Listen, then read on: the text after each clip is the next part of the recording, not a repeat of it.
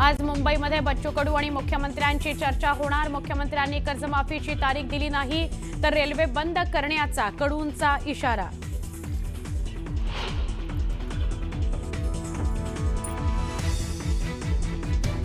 शेतकऱ्यांसाठीच्या आंदोलनात मनोज जरांगे मैदानात। बच्चू कडूंच्या आंदोलनाला पाठिंबा देण्याकरता जरांगे नागपुरामध्ये दाखल।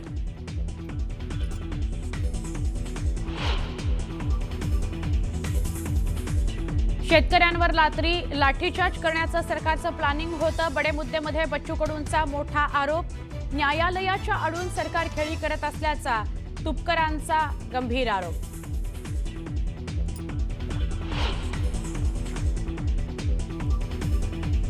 विरोधकांचा 1 नोव्हेंबरला मतदार यादीच्या मुद्द्यावर मोर्चाची अंतिम रूपरेषा ठरवण्याकरता विरोधकांची मुंबईत बैठक।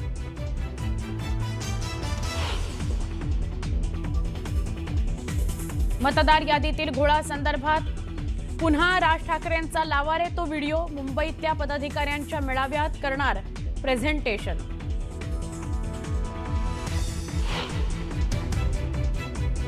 पीएसआय गोपाल बदनेचा मोबाईल पोलिसांनी केला जप्त। बदनेच्या नातेवाईकांनी फलटण पोलीस ठाण्यात मोबाईल जमा केल्याची माहिती। प्रकरणात तपासाला येणार वेग। बिहारमध्ये 2/3 बहुमतानं एनडीए सत्तेत येणार असल्याचा गृहमंत्री अमित शहांचा विश्वास। बिहारमध्ये पंतप्रधान नरेंद्र मोदी आणि नितीश कुमारांचीच लाट। नेटवर्क 18ला दिली विशेष मुलाखत। कर्जमाफीसोबतच शेतकऱ्यांच्या विविध मागण्यांसाठी झालेल्या आंदोलनाची कोंडी तात्पुरती फुटलेली आहे। शेतकऱ्यांच्या कर्जमाफीसाठी नागपुरात ठिय्या आंदोलन करणारे बच्चू कडू आज मुंबईत मुख्यमंत्री देवेंद्र फडणवीस यांच्याशी चर्चा करणार आहेत। तोपर्यंत हे आंदोलन शांततेत सुरू राहील असं त्यांनी सांगितलं। आंदोलन आता नियोजित मैदानावर होणार असून वर्धा मार्ग वाहतुकीसाठी खुला झालाय। कर्जमाफी लागू करण्याच्या अंमलबजावणीची अंतिम तारीख सरकारनं जाहीर केली नाही तर 31 ऑक्टोबरपासून रेल्वे रोको करण्यात येईल असा इशारा त्यांनी दिला। राज्यमंत्री पंकज भोयर आणि आशिष जयस्वाल हे सरकारकडून चर्चा करण्यासाठी दाखल झालेत। मुख्यमंत्र्यांसोबतच्या बैठकीत तुमच्या सर्व मुद्द्यांवर चर्चा होईल असं आश्वासन या शिष्टमंडळाकडून कडूंना देण्यात आलंय।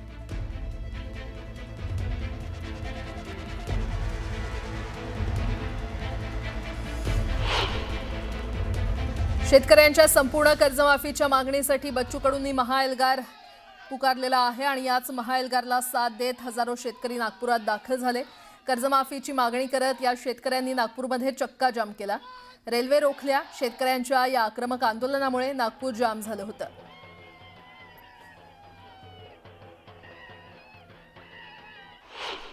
आणि आम्ही सांगतोय जर सरकारनं तारीख दिली नाही, टायमिंग जर दिलं नाही कर्जमुक्तीचं, आल्याबरोबर रेल्वे बंद केल्याशिवाय राहायचं नाही। आपलं आंदोलन बंद पडणार नाही, बिलकुल पडायचं नाही। तुम्ही घरी जायचं नाहीये, आम्ही आज चाललो नाहीये। अजून निर्णय आपण केलेला नाहीये। घेतला का निर्णय आपण?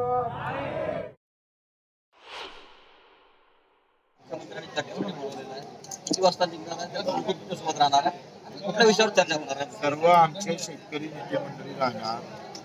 7 ते 8 वाजता मीटिंग होणार आणि मीटिंग सकारात्मक झाली तर आंदोलनाचा कसा टप्पा करायचा, सकारात्मक झाली नाही तर 31 तारखेला रेल्वे रोको पक्का आहे। आंदोलन मागं घेतलेलं नाही। चालू आंदोलनात फक्त चर्चा करायला आम्ही चाललो आहे।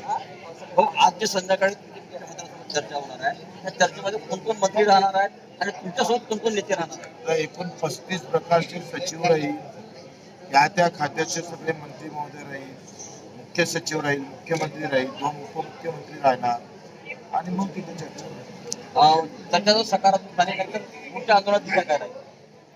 सकारात्मक चर्चा झाली नाही तर 31 तारखेला आम्ही रेल्वे रोको करणार। हे होते बच्चू कडू जे आज मुख्यमंत्र्यांसोबत चर्चा करण्यासाठी मुंबईला जाणार आहेत आणि मुंबईला गेल्यानंतर जर चर्चा सकारात्मक झाली नाही तर 31 तारखेपासून पुन्हा रेल रोको आंदोलन करण्याचा इशारा त्यांनी दिलेला आहे। आंदोलनाचं केवळ स्थळ बदललेलं आहे, मात्र आंदोलन अजूनही ठाम आहे। सागर संजय शेंडे, न्यूज नागपूर। आणि या संदर्भात अधिक माहिती देत आहेत आमचे प्रतिनिधी उदय तिमांडे आपल्यासोबत जोडले गेलेले आहेत. उदय, बच्चू कडूंचा हा महाएल्गार मोर्चा काल सरकारच्या शिष्टमंडळानं रात्री त्यांची भेट घेतलेली आहे. आज ते मुख्यमंत्र्यांसोबत चर्चा करण्यासाठी मुंबईत येणार आहेत. काय अपडेट?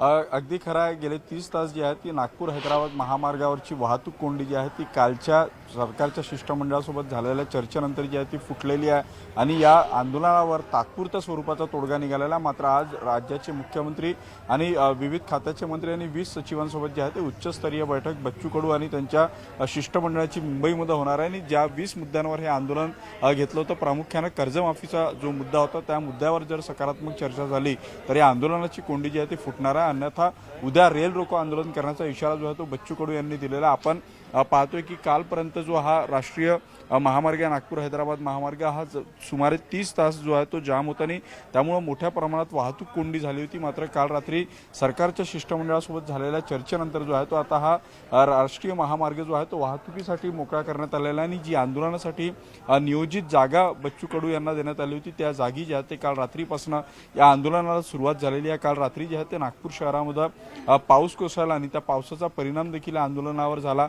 ज्या ठिकाणी हे सगळं आंदोलन सुरू आहे, ज्या मैदानात, त्या मैदानामध्ये चिखल झालेला. मात्र या परिस्थितीमध्ये देखील कार्यकर्ते जे आहेत ते आपल्या मागणीसाठी जे आहे ते ठाम असल्याचं इथं पाहायला मिळतं. रात्री या खुल्या मंडपामध्ये जे आहे ते सर्व कार्यकर्ते बच्चू कडू यांच्यासोबत इथं होते. आज जी मंत्रिमंडळासोबत चर्चा होईल त्यामध्ये कुठल्या मुद्द्यांवर चर्चा व्हावी यासाठी बच्चू कडू यांना जे आहे ते आपल्या कार्यकर्त्यांकडून जी आहे ती मतं जाणून घेतल्याची माहिती समोर येत आहे. काही कार्यकर्ते आपल्यासोबत आहेत, त्यांच्याकडून जाणून घेऊया.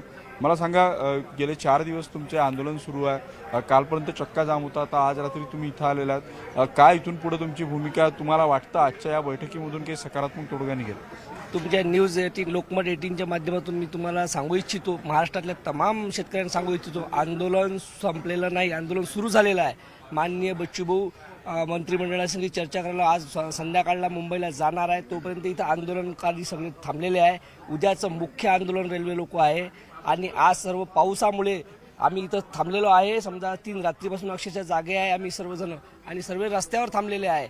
आणि आज प्रत्येक तहसील कार्यालयाला निवेदन देण्यात येणार आहे कर्जमुक्तीसाठी. शेतकऱ्यांच्या मागण्या ज्या आहे, जे मेंढपाळ आहे, आमचे दिव्यांग बांधव आहे, यांच्या संपूर्ण मागण्या, अशा 22 मागण्या आहे आमच्या मागणीवर सरकारने विचार करावा आणि दिलेला शब्द त्यांनी पाळावा, ही आम्ही चॅनलच्या माध्यमातून त्यांना सांगू इच्छितो. नक्कीच आम्ही तुमची विनंती सरकारपर्यंत पोहोचवू. तुम्ही 4 दिवस या आंदोलनामध्ये आहे, रात्री इथं या पावसात काढलेली आहे. काय वाटतंय आज जी चर्चा होईल या चर्चेमध्ये तोडगा निघेल आणि तुम्हाला घरी परत जाण्याचा मार्ग मोकळा होईल?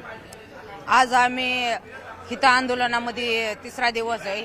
आज रात्रभर पाऊस येतोय, एवढं ह्या शेतकऱ्याचं हाल आहेत. पावसात थांब बसू नयेत.